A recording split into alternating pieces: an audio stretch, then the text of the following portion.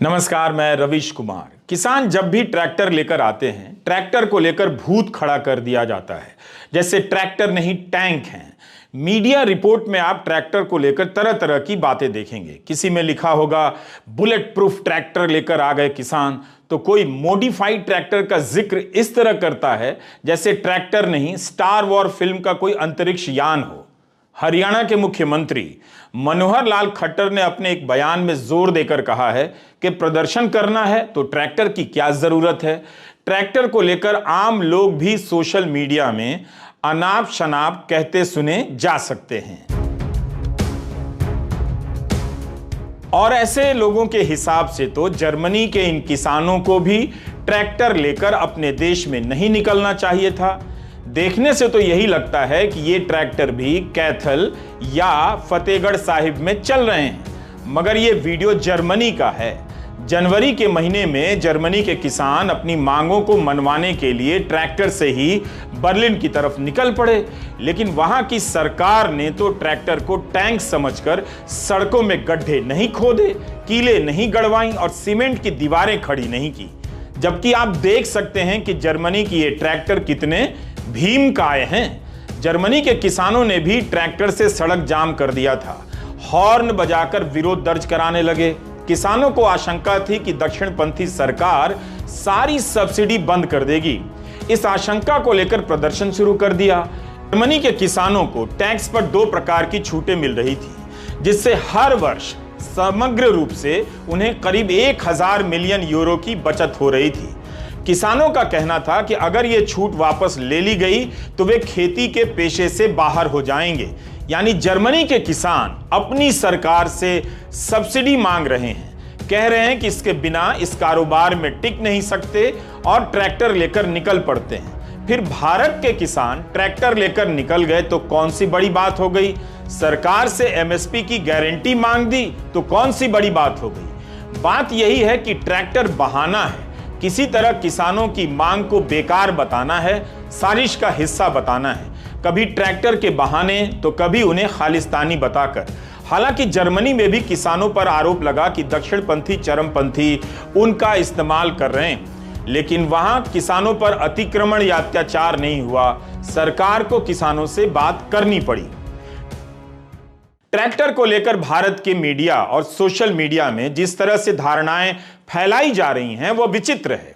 सड़कों पर कीले गाड़ देना भी बता रहा है कि ट्रैक्टर को लेकर प्रशासन में कितना भय है। दैनिक जागरण की रिपोर्ट की कुछ लाइनें पढ़ रहा हूं, जिससे पता चलेगा कि ट्रैक्टर को लेकर मीडिया और प्रशासन क्या लिख रहा है, कह रहा है। हरियाणा के गृह सचिव TVSN प्रसाद ने पंजाब के किसान संगठनों के दिल्ली कूच के मद्देनजर हाईकोर्ट में दाखिल स्टेटस रिपोर्ट में बेहद चौंकाने वाली जानकारी दी है। चौंकाने वाली जानकारी जागरण लिखता है। आगे कहता है कि हरियाणा सरकार ने कोर्ट को बताया कि उनके पास ऐसे इनपुट हैं कि हजारों की संख्या में आंदोलनकारी मॉडिफाइड ट्रैक्टर ट्रॉलियों में हथियारों के साथ दिल्ली में डेरा डालने की व्यवस्था के साथ चल रहे हैं। ये संगठन संसद का घेराव कर सकते हैं। थोड़ा करीब से आप भी भारतीय किसानों के ट्रैक्टर को देख लीजिए, झांक लीजिए। उनका जीवन इसी ट्रैक्टर में, इसी ट्रैक्टर की ट्रॉली में गुजरता है, तो जाहिर है उन्होंने इसकी सजावट और बनावट अपने हिसाब से की है और काफी बदलाव किए हैं। बड़ी बड़ी ट्रॉलियां बनाई गई हैं और उन ट्रॉलियों को घर में बदला गया है। इस ट्रैक्टर के ट्रेलर को आप भीतर से देखिए, खुला है, बड़ा भी लग रहा है, लेकिन क्या ये किसी अमीर या करोड़पति किसान का ऐशगाह है? बिल्कुल नहीं है। इनमें बैठे इन किसानों की हालत भी देखिए, इनके चेहरे देखिए, कपड़े देखिए, जज्बा भी देख लीजिए। क्या ये कहीं से खतरनाक नजर आते हैं? किसानों को अनुभव से यह सब पता है कि ट्रैक्टर का इस्तेमाल कैसे करना है। जैसे इस ट्रैक्टर में आप देखिए, हफ्तों का सामान लादा गया है, खाने पीने की चीजें हैं, रसोई गैस का सिलेंडर है, बर्तन है और ट्रॉली के भीतर सोने के गद्दे लगाए गए। जिन्हें धरना प्रदर्शन के दौरान सर्दी की रात खुले में गुजारनी है, वे अपने लिए कुछ तो इंतजाम करेंगे, मगर ट्रैक्टर के इनके इस्तेमाल को इस तरह से पेश किया जा रहा है जैसे किसान कभी ट्रैक्टर से रैली करने निकले ही ना हो। कितने ही किसान आंदोलनों में किसान ट्रैक्टर लेकर जाते रहे हैं, लेकिन कभी इस तरह से ट्रैक्टर को लेकर भूत खड़ा नहीं किया गया है। किसानों को भी ट्रैक्टर समझ लिया गया है। उन्हें ट्रैक्टर के बिना देखने का फिर से अभ्यास किया जाना चाहिए। ट्रैक्टर किसान का साथी है, उसका टैंक नहीं है। इसे लेकर वे राज्य से अपना हक मांगने सड़क पर आए हैं, राज्य पर हमला करने नहीं निकले हैं। उन्हें भी पता है कि इस ट्रैक्टर की ताकत एक सीमा तक ही है। तभी तो जहां पर बैरिकेड लगे हैं उसके पास किसान अपना ट्रैक्टर, अपनी ट्रॉली का डेरा डालकर शांति से जम गए हैं। सत श्री अकाल। दुध पियो लंघांगे, जित के मुड़ांगे, वापस मुड़ते नहीं, चाहे जान निकल जोरी नहीं उरी जान देकर जाएंगे। है बोल्ट प्रूफ, ये बोल्ट प्रूफ ही है, ये वाटर प्रूफ भी है, बोल्ट प्रूफ भी है। ये लग तो नहीं रहा है यही है। हाँ, यही है बोल्ट प्रूफ, गोली नहीं लगूगी इसके। ਦੇ ਵਿੱਚ ਨਾ ਕਿ ਸਾਡੀ ਖੱਟਰ ਨਾਲ ਬਾਕੀ ਹਾਈਵੇ ਇਹ ਸਰਕਾਰ ਨਹੀਂ ਬੰਦ ਕਰਨੀ ਚਾਹੀਦੀ। ਇਹ ਸਾਨੂੰ ਪੰਜਾਬ ਦੇ ਇਹਨਾਂ ਨੇ ਬਾਰਡਰ ਲਾ ਕੇ ਇਹ ਕਰਾ ਤਾਂ ਉਧਰੋਂ ਪਾਕਿਸਤਾਨ ਦਾ ਬਾਰਡਰ ਲੱਗਿਆ ਹੋਇਆ, ਇਧਰੋਂ ਖੱਟਰ ਹੁਣੀਆਂ ਨੇ ਲਾਤਾ। ਇਹ ਸਾਨੂੰ ਪੰਜਾਬ ਨੂੰ ਪਿੱਛੇ ਛੱਡਣਾ ਚਾਹੁੰਦੇ, ਪਰ ਅਸੀਂ ਨਹੀਂ ਦਬਾਂਗੇ, ਦਬਾ ਕੇ ਛੱਡਾਂਗੇ ਦਿੱਲੀ ਸਰਕਾਰ ਨੂੰ। ਅੱਗੇ ਵੀ ਅਸੀਂ ਬੈਰੀਕੇਡ ਭੰਨ ਕੇ ਤੋੜ ਕੇ ਇਹਨਾਂ ਦੀਆਂ ਕਿੱਲਾਂ ਅਸੀਂ ਜਾਂਦੇ ਰਹੇ ਹਾਂ, ਹੁਣ ਵੀ ਜਾਵਾਂਗੇ। ਕੁਝ ਟਾਈਮ ਦੇ ਵਿੱਚ ਅਸੀਂ ਹਰਿਆਣੇ ਦੇ ਵਿੱਚ ਕੂਚ ਕਰ ਜਾਵਾਂਗੇ। ਅਸੀਂ ਬਿਲਕੁਲ ਨਹੀਂ ਡਰਦੇ, ਨਾ ਹੀ ਸਾਡੀ ਕੌਮ ਸ਼ੇਰਾਂ ਦੀ ਡਰਨ ਵਾਲੀ ਆ।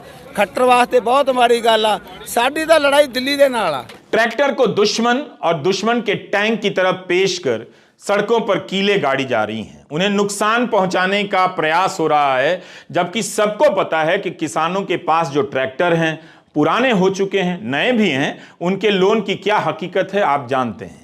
मगर कीले गाड़कर उनके ट्रैक्टर को नुकसान पहुंचाने का इंतजाम किया गया है ताकि 20 से 25 हजार रुपए के टायर फट जाएं और उन पर कर्जा और बढ़ जाए।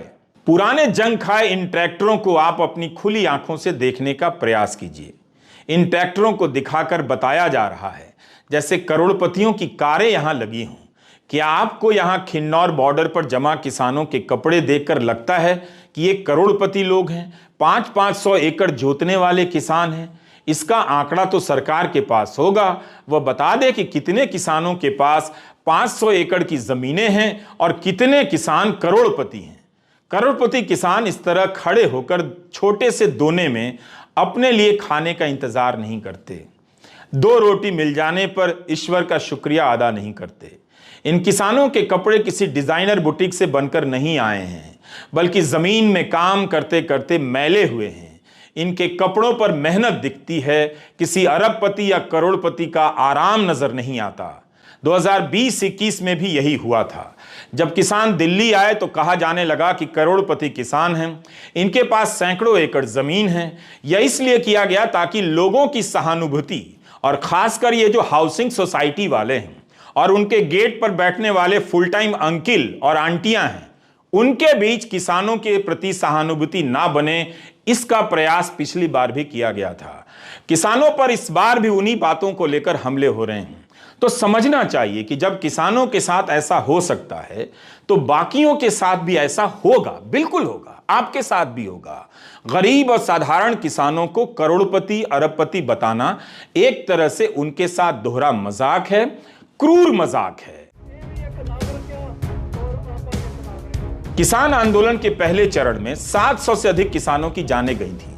निश्चित रूप से वे सैकड़ों एकड़ जमीन के मालिक नहीं थे और शौक से साल भर के लिए खुले आसमान के नीचे सर्दी में, गर्मी में, बरसात में, ट्रैक्टर की ट्रॉली में इस तरह रहने नहीं आए थे। एक अध्ययन से बात सामने आई थी कि मरने वाले ज्यादातर किसान पंजाब के थे और छोटे व सीमांत किसान थे, भूमिहीन किसान थे। 10 नवंबर 2021 के दिन द हिंदू में विकास वासुदेव की रिपोर्ट है, आपको मिल जाएगी इंटरनेट पर। इसमें विकास ने दिखाया है कि जो किसान आंदोलन के पहले 1 साल में जिन किसानों की मौत हुई उनमें से ज्यादातर के पास 3 एकड़ से कम जमीनें थीं। जो भूमिहीन किसान मरे थे या किराए पर लेकर खेती करते थे उनके पास भी 2.5 एकड़ की ही जमीन थी, उससे भी कम। आखिर इन लोगों में किसानों को लेकर, हाउसिंग सोसाइटी के लोगों में, महानगरों के लोगों में किसानों को लेकर इतनी नफरत क्यों है? इन्हें किसने बता दिया? क्या इन्हें याद नहीं कि इनके बाप दादा भी कभी किसानी खेती किया करते थे? इन्हें कब यह बात समझ में आ गई कि भारत के किसान मेहनत नहीं करते हैं? क्या ट्रैक्टर चलाना और कार चलाना दोनों एक समान है? कभी ट्रैक्टर चलाकर देखिएगा, अस्थि पंजर हिल जाएगा, हफ्ता भर शरीर में दर्द रहता है, इतनी मेहनत लगती है खेती के हर काम में। मगर अब दौर अलग है, लोगों का लोगों से नफरत करना उनका मुख्य काम हो गया है। जिन जिलों में इंटरनेट बंद किया गया है वहां क्या किसान ही रहते हैं? किसानों के अलावा कोई नहीं रहता। मगर उनके जीवन में किस तरह की तकलीफें हैं वह भी तो जनता के हिस्से हैं, लेकिन इस पर भी रिपोर्टिंग नहीं है। इंटरनेट बंद होने से राशन की दुकानों पर दिक्कतें आ रही हैं। हम नहीं जानते कि इसकी वजह से कितने लोगों को समय पर राशन नहीं मिला। यूपीआई नहीं चल रही है, ऑनलाइन क्लास नहीं हो रहे हैं। मीडिया रिपोर्ट है कि हरियाणा के मुख्यमंत्री मनोहर लाल खट्टर के 9 साल के कार्यकाल में 2751 बार धारा 144 और 56वीं बार मोबाइल इंटरनेट सेवा ठप की गई है। यह दैनिक भास्कर में छपा है। अब तो केंद्र सरकार ने पंजाब के 3 जिलों में इंटरनेट बंद कर दिया। यह काम राज्य सरकार का होना चाहिए था, मगर वहां विपक्षी दल की सरकार है तो पुराने कानून का हवाला देकर केंद्र की तरफ से इंटरनेट बंद कर दिया गया। क्या आपने सोचा है कि हजारों की संख्या में अर्धसैनिक बल लाए गए हैं? क्या वे किसी 5 स्टार होटल में रुक रहे हैं? बिल्कुल नहीं। इस तरह के स्कूलों में उन्हें ठहराया गया है। इसकी वजह से स्कूलों में बच्चों की पढ़ाई पर क्या असर पड़ रहा है, इसकी भी कहीं रिपोर्टिंग नहीं है। ये सारा वही है ना, बाबूजी तो है गले हमारे, वो है तो सही। और पर्ची खत्म हो गया, आ गए दोबारा लेने गए और सारे के आधार कार्ड, राशन कार्ड वो यहाँ पड़े हैं, कार्ड सब। हाँ, ये सारे लिखा रहे भाई तो ये निकाल रहे पर्ची, क्योंकि ये मशीन है चालू, 5-6 दिन मशीन बंद पड़ी। सुप्रीम कोर्ट के बार एसोसिएशन ने तो कोर्ट को लिख दिया कि किसानों के खिलाफ स्वतः संज्ञान लीजिए, कार्रवाई कीजिए। बार एसोसिएशन के कई सदस्य इस फैसले का विरोध करने लगे हैं। इस बीच खबर है कि किसान आंदोलन में आए एक किसान की मौत हो गई। किसान मजदूर मोर्चा ने इन्हें शहीद कहा है। इनका नाम सरदार ज्ञान सिंह बताया जा रहा है। ज्ञान सिंह पंजाब के गुरदासपुर के रहने वाले थे। इंडियन एक्सप्रेस की रिपोर्ट है कि पैलेट गन की गोली से 3 किसानों की आंखों की रोशनी चली गई है। किसान मजदूर मोर्चा का कहना है कि प्राइवेट अस्पतालों में 400 से अधिक किसान घायल पड़े हैं और उनका इलाज चल रहा है। सरकारी अस्पतालों में 70 किसान गंभीर रूप से घायल हैं, इलाज करा रहे हैं। कई मीडिया रिपोर्ट में यह बात सामने आई है कि किसानों के शरीर पर कई दर्जन छर्रे धंस गए, इन्हें निकाला जा रहा है। इसकी वजह से कुछ गंभीर रूप से घायल भी हुए हैं। कहा जा रहा है कि इससे पहले कि और लोगों की जान जाने की नौबत आए, सरकार बातचीत को समाधान की तरफ ले जाए, ठोस फैसला करे। सरकार किसानों पर अर्धसैनिक बलों का इस्तेमाल ना करे, किसानों पर आंसू गैस के गोले ना छोड़े, किसानों को उकसाने का काम ना हो। किसान मजदूर मोर्चा ने कहा है कि सरकार से बातचीत के दौरान यह बात सामने रखी गई कि किसानों की आवाज बंद की जा रही है। 70 के करीब यूट्यूबर के चैनल बंद किए गए हैं जो किसान आंदोलन को कवर कर रहे थे।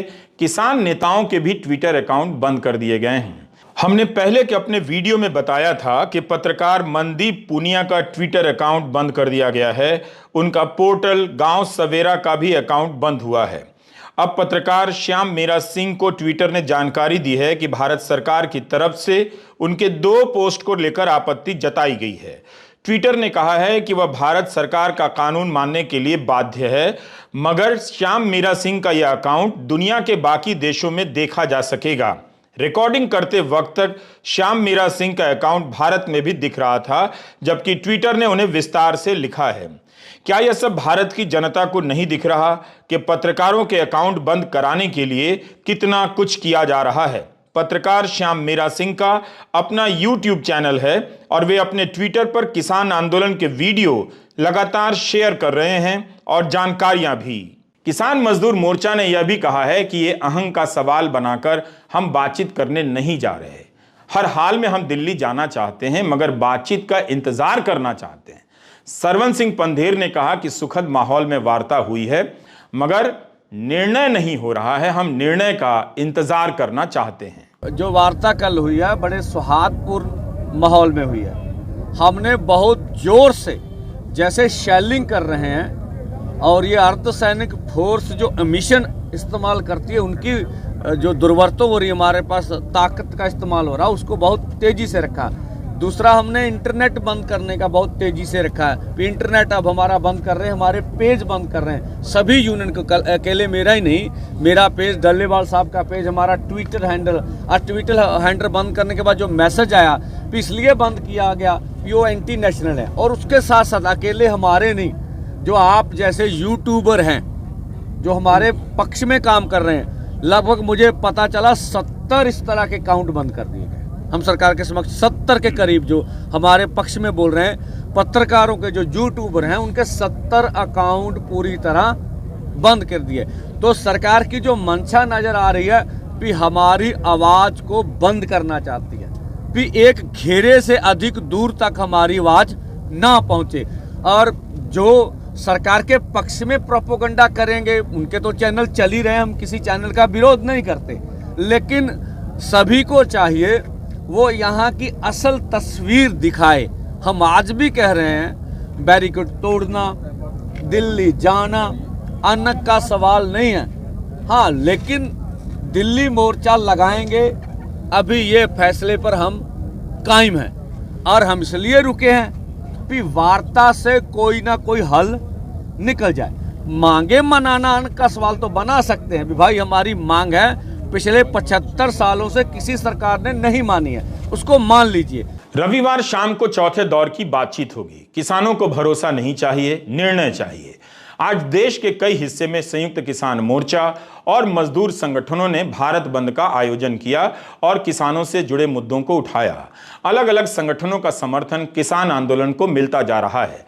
राजस्थान में मजदूर किसान शक्ति संगठन भी किसान आंदोलन के समर्थन में आगे आया है। भारत बंद के दौरान कहां लाठीचार्ज हुआ, कहां झड़प हुई, इन सब खबरों की समग्र जानकारी हमारे पास नहीं है। लेकिन आज शंभू बॉर्डर से खबर है कि किसानों पर आंसू गैस के गोले धुआंधार छोड़े गए हैं। यह वीडियो 14 फरवरी का है। शंभू बॉर्डर के अलावा खन्नौरी बॉर्डर पर भी किसानों का जमावड़ा है। यहां आप देख सकते हैं कि ट्रैक्टर की ट्रॉली पर भीगी बोरियां रखी हैं। इन्हें उठाकर किसान कंधे पर लादे घूम रहे हैं। जैसे ही आंसू गैस के गोले आएंगे, उन पर इन बोरियों को फेंक दिया जाएगा ताकि बुझ जाएं और नुकसान कम हो। किसानों ने आंसू गैस से लड़ने के कई तरीके निकाले हैं। अभी तक उनकी तरफ से सारे उपाय बचाव में ही किए जा रहे हैं। किसानों ने अपनी तरफ से हमला करने या आक्रामक होने का कोई प्रयास नहीं किया। बेशक ड्रोन के जरिए जब आंसू गैस गिराए जाने लगे तब किसानों ने पतंग उड़ानी शुरू कर दी। उनके इस हौसले की दाद ही देनी पड़ेगी कि उन्होंने ड्रोन को रोकने का ऐसा अहिंसक और रचनात्मक रास्ता निकाला है। जिस तरह से एक तरफा ड्रोन ने बमबारी किया, हमने उसको रखा। देखिए, कुछ छुटपुट इधर से भी हो सकता है, लेकिन हमारे सारे किसान लोग 2.5 घंटे तक, मुझे पता है भी कोई एक तरफ से बमबारी हुई है, तो हमें भड़काएं ना, हमें उस्काएं ना, इस तरह का कार्य मत करें। और हम पूरी देश दुनिया के जितने बुद्धिजीवी हैं, जितने हमारे सभी सहयोगी भाई हैं, उनका सहयोग मांग रहे हैं और सहयोग बड़े पैमाने पर हमें मिल भी रहा है। और लोग बढ़ चढ़कर, आप देखेंगे ये मोर्चा रोज के रोज बढ़ता जा रहा। तो ये लाखों लोग, चाहे शंभू बॉर्डर हो चाहे खनौरी बॉर्डर हो, वहां पर इकट्ठे, और अन्य बॉर्डरों पर भी आपको बताकर हम कहेंगे भी 3 धरने हरियाणा के अंदर शुरू हो चुके हैं और लगातार बढ़ रहे हैं, जिसकी खबर, क्योंकि इंटरनेट बंद है तो इसलिए खबर नहीं आती आपको, तो लग चुके। और गाजीपुर के किसान, और गाजीपुर में भी किसान दिल्ली की ओर बढ़ते हैं। हम चाहेंगे बगैर योजना के कार्य कुछ ऐसा ना करें, योजनाबद्ध तरीके से लीडरशिप की अगुवाई में आप आगे बढ़ें। इस तरह का कुछ ना करें जिससे सरकार को कुछ कहने का, हमें बदनाम करने का मौका मिले। जब सरकार किसानों से 3 राउंड की बातचीत कर चुकी है, तब कम से कम इसका कोई मतलब नहीं रह जाता कि ये किसान खालिस्तान समर्थक बताए जाएं। फिर तो अफवाहों से पहले केंद्र सरकार के मंत्रियों को यह चेक करना चाहिए था कि जिनसे बात करने जा रहे हैं वो कौन लोग हैं। क्या वो खालिस्तान समर्थक हैं? अगर हैं तो मंत्री उनसे क्यों बात कर रहे हैं? यह भी दिख रहा है कि इस बार की बातचीत में संयुक्त किसान मोर्चा के पुराने सदस्य और नेता नजर नहीं आ रहे, जिनके नेतृत्व में पिछली बार आंदोलन हुआ। इस बार का आंदोलन संयुक्त किसान मोर्चा गैर राजनीतिक का है। हम आज के वीडियो में अलग अलग पहलुओं पर बात कर रहे हैं। जिस पंजाब और हरियाणा के लड़के अमेरिका की सीमा की दीवार कूद जाते हैं, डोंकर के सहारे डंकी बन जाते हैं, उन्हीं गांवों के लड़कों ने पुलिस की बैरिकेडिंग तक पहुंचकर अपना काफिला रोक लिया। हरियाणा तक पहुंचाने के लिए उन्हें कोई डोंकर नहीं मिल रहा। किसानों को रोकने के लिए 6 से 7 परतों की बैरिकेडिंग की गई है। किसानों का कहना है कि पंजाब के एक तरफ पाकिस्तान का बॉर्डर है, दूसरी तरफ हरियाणा के मुख्यमंत्री ने बॉर्डर बना दिया, जबकि उनकी लड़ाई हरियाणा सरकार से तो थी ही नहीं, फिर भी हमारे रास्ते रोक दिए गए। पंजाब से आए किसानों के शरीर पर हरियाणा की तरफ से हो रही जवाबी कार्रवाई में छेद होते रहे। एक किसान के शरीर पर 35 से ज्यादा छर्रे लगे हैं। इस बार किसान अपने साथ इमरजेंसी सेवाएं भी साथ लेकर आए हैं। डॉक्टर की सेवाएं दी जा रही हैं। घायल हुए किसानों को यूनियन की तरफ से छर्रे निकालने में मदद पहुंचाई जा रही है। खबरें छप रही हैं कि दिल्ली पुलिस ने आंसू गैस के 30,000 गोले खरीदने के ऑर्डर दिए हैं।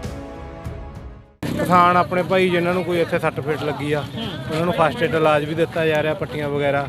ਬਾਕੀ ਜਿਹੜੇ ਸੀਰੀਅਸ ਕੰਡੀਸ਼ਨ 'ਚ ਨੇ ਉਹਨਾਂ ਨੂੰ ਆਪਣੀ ਐਂਬੂਲੈਂਸ ਖੜੀ ਆ ਤਿਆਰ ਆ, ਉੱਥੇ ਬਕਾਇਦਾ ਹਸਪਤਾਲ 'ਚ ਛੱਡ ਕੇ ਆਇਆ ਜਾਂਦਾ, ਸਾਰਾ ਇਲਾਜ ਮੁਹੱਈਆ कराया ਜਾਂਦਾ। इस दौर में किसानों का जब भी आंदोलन होता है, जनता के बीच से किसान नाम की फसल काटी जाने लगती है और मिटाई जाने लगती है। वे जनता से निकालकर फेंके जा रहे हैं। सरकार के सामने तो किसानों की हार कोई नई हार नहीं है, पहली हार नहीं है, मगर अपने ही देश की जनता के सामने आतंकवादी कहे जा रहे हैं, करोड़पति, अरबपति, अय्याश कहे जा रहे हैं, अराजक कहे जा रहे हैं। भारत के किसानों ने इस कृषि प्रधान देश के कई हजार साल के इतिहास में ऐसा दिन नहीं देखा होगा। नमस्कार, मैं रवीश कुमार।